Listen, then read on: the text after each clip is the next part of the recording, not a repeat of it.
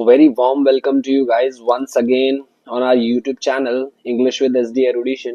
And आज का जो हमारा कॉन्सेप्ट है that a tiger in the zoo, ये एक पोएम है first flight class 10th and ये जो पोएम है ये लेस्ली नॉरिस के द्वारा लिखी गई है। एंड आज हम इस पोएम में इसका पूरा का पूरा explanation, line to line explanation and इसके थीम्स और सारे के सारे पोएटिक डिवाइसेस जो इसमें यूज्ड हैं वो सारे डिस्कस करने वाले हैं। तो डिस्कशन से पहले मैं आपको ये बता दूं कि ये जो टाइगर इन द जू है ये एक ऐसा पोएम है जो कॉन्ट्रास्ट शो कर रहा है। कॉन्ट्रास्ट शो कर रहा है। अब ये कॉन्ट्रास्ट क्या है?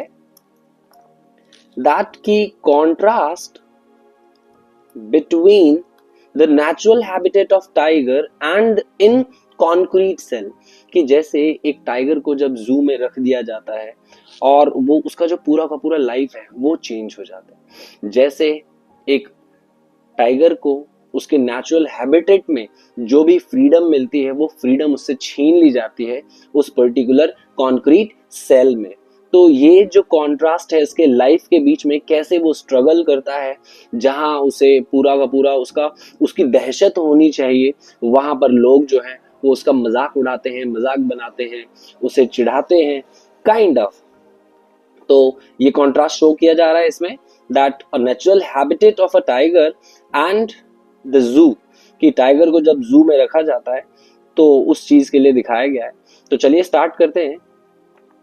That he stalks in his vivid stripes, कि अब अभी जो दिखाया गया है ये अपने सेल में है, कॉन्क्रीट सेल में, जू में। That he stalks in his vivid stripes, vivid मतलब होता है क्लियर, और स्ट्राइप्स जो उसकी बॉडी पे जो धारियां होती हैं वो होती हैं stripes.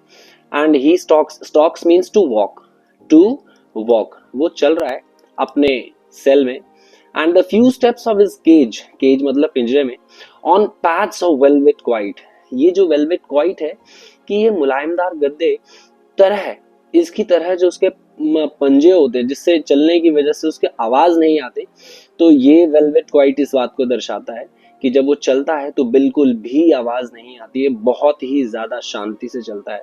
In his quiet raise, और उसके मन में एक गुस्सा भरा हुआ है, दैट की लोगों ने उसे पिंजरे में बंद कर दिया है, जो कि बिल्कुल क्वाइट है, वो कुछ नहीं, एक ऐसा गुस्सा जो सिर्फ उसके मन में, क्योंकि वो अगर गुस्सा दिखाएगा भी तो क्या कर सकता है, क्योंकि सारे के सारे गुस्सा जो है वो बिहाइंड द बार्स है, यानी सेल के पीछे है, और वो जानता है कि अगर वो गुस्सा करेगा भी, दिखाएगा भी, तो वो सिर्फ और सिर्फ उसका एनर्जी वेस्ट करेगा और कुछ नहीं। तो आगे देखते हैं that he should be lurking in a shadow. अब दिखाया गया है कि जंगल में उसका जो एटीट्यूड है, उसका पर्सोना जो है वो कैसा होना चाहिए। He should be lurking in a shadow, कि मतलब छिपा हुआ होना चाहिए, जैसे जंगल में दिखाया जाता है। हमने बहुत सारे टीवी चैनल्स देखे हैं, कार्टून्स देखे हैं, उसमें दिखाया जाता है कि कैसे एक टाइगर जो है वो शिकार करता है दूसरे जानवरों का। That sliding through the long grass, बड़े बड़े घासों के पीछे छुप के वो क्या करता है, अटैक करता है on the spot and near the water hole, पानी के तालाब के किनारे, where the plumpy deer pass, जहां पे डियर, प्लम्प डियर का मतलब है मोटा तगड़ा डियर, हिरण, ठीक है। तो वो जब पानी पीने आता है तो शैडो के ग्रासेस के पीछे छुपा हुआ जो टाइगर है वो क्या कर रहा है, उनके ऊपर अटैक करता है। तो ये पर्सनालिटी दिखाई जाती है टाइगर की, कहां पर, जंगल में। बट इसका ऑपोजिट हो रहा है यहाँ पर अभी। And he should be snarling around the houses, जो जंगल के किनारे जो भी हाउसेस हैं, घर है, गांव है, वहां पर इसका पूरा का पूरा क्या होना चाहिए, दहशत होना चाहिए। एट द जंगल्स एज, जंगल के किनारे जो भी घर हैं, घर बने हुए हैं, बेयरिंग हिज वाइट फैंग्स जो हैं वो उसके दांत, नुकीले दांत, एंड हिज क्लॉज जो होते हैं वो पंजे होते हैं, ठीक है। एंड इसके बाद दिखाया गया दैट टेरराइजिंग द विलेज, यानी उसका जो दहशत होना चाहिए, उसका डर जो होना चाहिए वो पूरे के पूरे गांव में होना चाहिए, लेकिन ऐसा बिल्कुल भी नहीं है। Next, but he is locked in concrete cell, ये एक कॉन्क्रीट सेल के पीछे बंधा हुआ है, लॉक्ड है। एंड जैसा हमने बताया कि जू में उसे एक सेल में रखा गया है, पिंजरे में रखा गया है। His strength behind the bars, उसकी जो भी ताकत है वो सिर्फ और सिर्फ बिहाइंड द बार्स है, यानी उन सलाखों के पीछे ही है, that he can't do anything, वो कुछ भी नहीं कर सकता है. Stalking the length of his cage, यानी वो केज से इधर और इधर बस ऐसा ही करते रहता है, चलते रहता है. Ignoring visitors, और जो भी उस जू में विजिटर्स आए हैं, जो भी उस टाइगर को देखते हैं, वो सिर्फ और सिर्फ उन्हें इग्नोर करता है. He hears the last voice at night. Last night उसने रात में एक आवाज सुनी थी, और वो आवाज कौन सी थी? वो आवाज थी पेट्रोलिंग कार्स की. पेट्रोलिंग कार्स मतलब होता है जो जू में जो गाड़ियां घूमती है ये देखने के लिए कि सही, मतलब सभी जानवर जो हैं वो अपनी अपनी जगह सही हैं, सही सलामत हैं या नहीं है. तो मतलब छानबीन करने के लिए जो गाड़ी घूमती है उन्हें पेट्रोलिंग कार्स कहते हैं. And stairs with his brilliant eyes at the brilliant stars, और इसकी चमकती हुई आंखों से वो किसको देखता है? आसमान के सितारों को देखता है. और इसका ये देखना, आसमान के सितारों को देखना ये दिखाता है कि वो अपनी फ्रीडम के लिए कितना लॉन्गिंग है, यानी इच्छा है उसके मन में कि वो भी क्या हो, फ्री हो जाए और अपने वापस से अपने नेचुरल हैबिटेट में जा पाए, जहां पर उसका रहना सहना एक्चुअल में माना जाता है और होता है. तो ये टोटली दिखाया गया है पोइट के द्वारा कि हमें जानवरों को उनके नेचुरल हैबिटेट से दूर नहीं रखना चाहिए, और उनकी लाइफ जो है वो वहीं पर सुटेबल है जहां भगवान ने या नेचर ने उनको दिया है जो जगह, हमें उनसे उनको अलग नहीं करना चाहिए. तो चलिए देखते हैं अब इसके थीम्स को. That poem presents several themes such as freedom.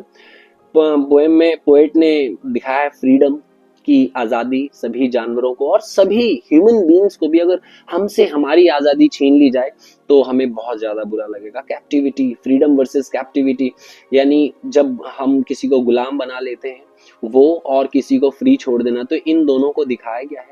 Tamed मतलब वश में कर लेना किसी को, वर्सेस वाइल्ड, और जो जंगली यानी जंगल में जो एटीट्यूड टाइगर का होगा वो एटीट्यूड जब उसे टेम कर लिया जाएगा, वश में कर लिया जाएगा, तो अलग अलग होगा. वाइल्डनेस एंड नेचुरल ब्यूटी, इन सभी को दिखा रहा है. The most important theme of the poem is freedom versus captivity. Exam में क्वेश्चंस भी पूछा जाता है फ्रीडम वर्सेस कैप्टिविटी. तो फ्रीडम, जैसा हमने अभी डिस्कस किया कि फ्रीडम यानी उस जानवर की आजादी. सिर्फ जानवर नहीं, हर इंसान, हर जीव को उसकी जो फ्रीडम है वो प्यारी होती है. कैप्टिविटी के बियॉन्ड, कैप्टिविटी इज समथिंग जब हम उन्हें क्या कर लेते हैं, पकड़ लेते हैं, अपने अम्यूजमेंट के लिए उनका इस्तेमाल करते हैं. In this poem, Norris describes, Norris जो है लेस्ले नॉरिस इस पर्टिकुलर पोएट है, that describes, वो कहते हैं कि how the tiger longs for its freedom. जैसा हमने अभी लास्ट लाइन में पढ़ा था कि वो अपनी चमकती हुई आंखों से उन चमकते हुए सितारों को देखता है और कहीं ना कहीं अपनी फ्रीडम की इच्छा जाहिर करता है कि काश वो भी फ्री होता, काश वो भी उस खुले आसमान के नीचे रहता. That the poet through this poem wants to convey, वो ये कहना चाहते हैं that animals should be in their natural habitat, कि animals, जानवर को उनके natural habitat में ही रहने देना चाहिए और उन्हें हमें captivate नहीं करना चाहिए, हमें अपने amusement के लिए उनका इस्तेमाल नहीं करना चाहिए. No one likes to be trapped and caged. किसी को भी अगर ट्रैप कर लिया जाए या उसको पिंजरे में बंद कर दिया जाए तो वो बिल्कुल खुश नहीं रहेगा. We all want to be free. हम सभी लिविंग बींग्स जो है वो खुश रहना चाहते हैं, फ्री रहना चाहते हैं, सबसे important. So why the animal should be treated differently. तो अगर हमारे लिए हम चाहते हैं कि फ्री हम रहे, फ्रीडम हमें मिले, तो हम वही चीज जानवरों के लिए क्यों नहीं चाहते. After all they are also living beings, क्योंकि वो भी तो लिविंग बींग्स हैं, उनके अंदर भी तो इमोशंस हैं, वो भी तो फ्री रहना चाहते हैं, उनको भी रिस्ट्रिक्टेड रहना पसंद नहीं है, बाउंडेड रहना पसंद नहीं है. तो आई होप आपको ये बहुत अच्छे से समझ में आ गया हो. तो चलिए इसके सारे पोएटिक डिवाइसेस क्लियर करते हैं. इस पर्टिकुलर पोएम का जो राइम स्कीम है, rhyme scheme is ABCB. ABCB, हर एक स्टेंजा में ABCB जो है वो आप डिस्कस मतलब देखेंगे. दैट सारे पोएटिक डिवाइसेस, अगर किसी भी पोएटिक डिवाइस में आपको कोई डाउट है तो मैंने पोएटिक डिवाइसेस के रिगार्डिंग एक वीडियो ऑलरेडी बनाया है जहां पर आपको आपके सिलेबस के अकॉर्डिंग सारे के सारे पोएटिक डिवाइसेस जो हैं वो आप वहां पे जाके देख सकते हैं. तो आई बटन पे जाके क्लिक करें और वहां पे आपको सारे के सारे पोएटिक डिवाइस मिल जाएंगे. नेक्स्ट है पर्सोनिफिकेशन. पर्सोनिफिकेशन इज व्हाट, कि टाइगर को यहाँ पर्सोनिफाई किया गया है, कि पोएम की सबसे स्टार्टिंग में बताया जाता है ही, उसको ही के तौर पे लिया जाता है, जबकि हमें जानवरों के लिए क्या यूज करना चाहिए, इट इस्तेमाल करना चाहिए। तो पोएट ने उसे ही लिया है, तो ही नाम से पर्सोनिफाई किया है। जो ह्यूमन बींग्स के लिए यूज किया जाता है वो उसने टाइगर के लिए किया है पोएट ने। Metaphor now, metaphor is what, that the pause, उसके जो पंजे हैं ना वो इतने ज्यादा गुदगुदे हैं, इतने ज्यादा मुलायम हैं कि वेलवेट की तरह, वेलवेट मखमल की तरह मुलायम है, सॉफ्ट है। तो उसे कंपेयर किया गया है। इंजाममेंट, इंजाममेंट है कि जब दो या दो से ज्यादा लाइंस में पोएट कुछ कन्वे करे without using any punctuation mark, तो वहां पर इंजाममेंट होता है, और उसका यूज इस पर्टिकुलर पोएम में हुआ है। इमेजरी, अब इमेजरी कुछ ऐसे इमेज जिसको देखकर पढ़कर रीडर्स जो हैं वो क्या करते हैं, कुछ इमेज क्रिएट करें, इमेज बनाए। जैसे सबसे पहली लाइन में ही stalks in his vivid stripes, कि क्लियर स्ट्राइप्स उसकी बॉडी पे जो दिखता है हमें वो एक बहुत ही खूबसूरत होता है। एंड ऑक्सीमोरोन, ऑक्सीमोरोन जब दो ऑपोजिट वर्ड्स का इस्तेमाल एक साथ किया जाता है, जैसे क्वाइट रेज, रेज मतलब गुस्सा, और दूसरा क्वाइट जो है वो शांत, तो शांत और गुस्सा दो ऑपोजिट वर्ड्स हैं, तो जब दो ऑपोजिट वर्ड का इस्तेमाल किया जाता है तो दैट इज योर ऑक्सीमोरोन। तो आई होप ये वीडियो जो है वो आपके लिए बहुत ज़्यादा हेल्पफुल हो, और सारे के सारे थीम्स एंड पोएटिक डिवाइसेस और ये एक्सप्लेनेशन आपको बहुत पसंद आया हो और समझ में आया हो। तो हम मिलते हैं अपने अगले वीडियो में। टिल देन अपनी प्रिपरेशन को और ज़्यादा पुख्ता करें और अच्छे से प्रिपेयर करें। तो see you in the next video. Bye bye.